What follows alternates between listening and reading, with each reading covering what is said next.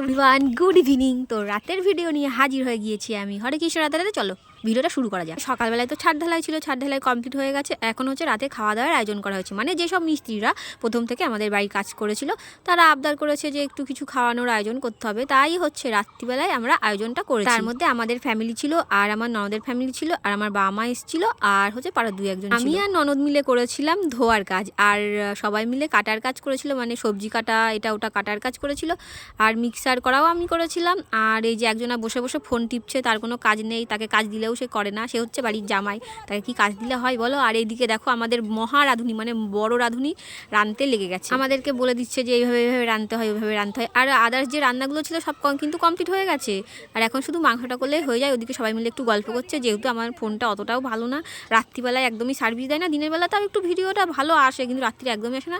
আর আলো কিন্তু জ্বলছিল, যথেষ্ট আলো জ্বলছিল। আর এদিকে দেখো মিষ্টিরা সব চলে এসেছে, আর ওই যে আমার হচ্ছে ভাগ্নে, সে হচ্ছে উল্টে পড়ে গেল।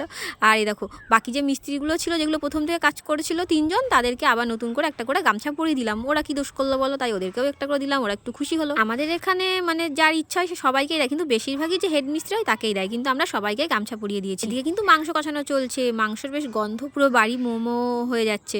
তো এদিকে মুভি চালিয়ে দিয়েছে আমার বর, সবাই একটু মুভি দেখো, গল্প করো।